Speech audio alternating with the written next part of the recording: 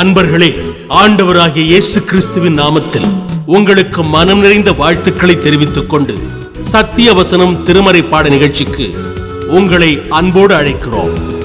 சத்திய வசனம், இது தேவனின் வசனம். நாம் சோர்ந்து போகையில் கரம் கொடுக்கும் நம் தேவனின் வசனம், நம் தேவனின் வசனம். யோவான் 8ஆம் அதிகாரம் 12ஆம் வசனத்தை நான் வாசிக்கிறேன். உங்கள் கையில் வேத புஸ்தகம் இருக்குமானால் நீங்களும் தயவு செய்து அதை திருப்பிக் கொள்ளுங்கள். யோவான் 8ஆம் அதிகாரம் 12ஆம் வசனம். மறுபடியும் இயேசு ஜனங்களை நோக்கி, நான் உலகத்திற்கு ஒளியாயிருக்கிறேன். என்னை பின்பற்றுகிறவன் இருளில் நடவாமல் ஜீவ ஒளியை அடைந்திருப்பான் என்றார். ஆண்டவர், நான் ஒளியாயிருக்கிறேன், என்னை பார்த்தவர்கள் ஜீவ ஒளியை அடைந்திருப்பார்கள் என்று சொல்லவில்லை. அந்த வசனத்தை நன்றாக கவனித்து பாருங்கள். என்னை பின்பற்றுகிறவன், என்னை பின்பற்றுகிறவன்.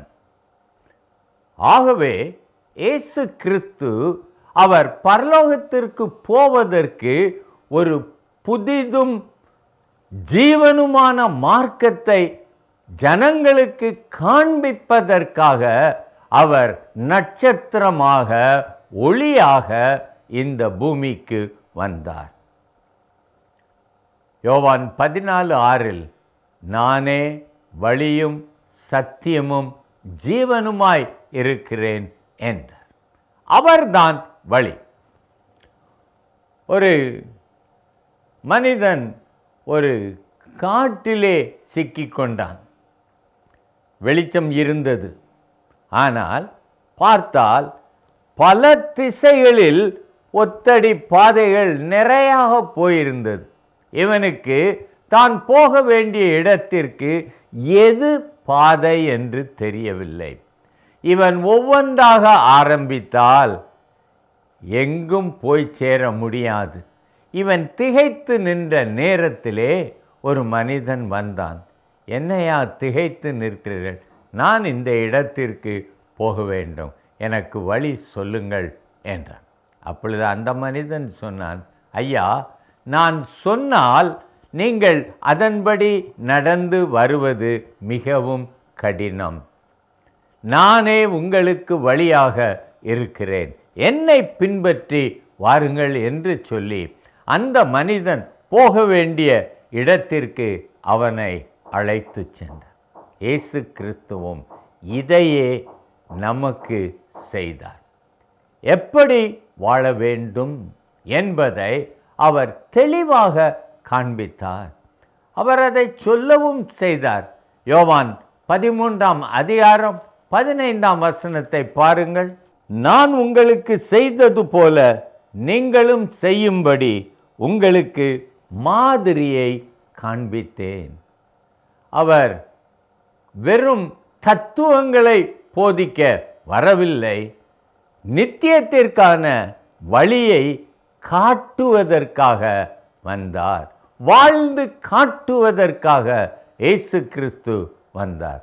அதனால் தான் அவரை வழிகாட்டும் நட்சத்திரம் என்று சொல்லுகிறோம், கைடிங் ஸ்டார். அதனால் தான் இயேசுவும் சொன்னார், என்னை பின்பற்றுகிறவன். பேதுரு தன் நிருபத்திலும் அவன் சொல்லுகிற காரியம் என்னவென்றால் பாருங்கள். 1 பேதுரு 2ஆம் அதிகாரம் 21ஆம் வசனம். இதற்காக நீங்கள் அழைக்கப்பட்டும் இருக்கிறீர்கள், ஏனெனில் கிறிஸ்துவும் உங்களுக்காக பாடுபட்டு நீங்கள் தம்முடைய அடிச்சுவடுகளை தொடர்ந்து வரும்படி உங்களுக்கு மாதிரியை பின்வைத்து போனார். அவர் பாவம் செய்யவில்லை, அவருடைய வாயிலே வஞ்சனை காணப்படவும் இல்லை. என்னை கேட்டுக்கொண்டிருக்கிற சகோதரனே, இயேசு கிறிஸ்து ஒரு நட்சத்திரமாக பூமிக்கு வந்தார். நீங்கள் அந்த நட்சத்திரத்திலிருந்து எதை கற்றுக்கொண்டீர்கள்? தேவனை பற்றிய அறிவு உங்களுக்கு உண்டாயிருக்கிறதா? தேவனை அறிந்தால் அவரை நேசிப்போம். அவரை நேசித்தால் அவரோடே நாம் நடப்போம். We will have a closer walk with Jesus.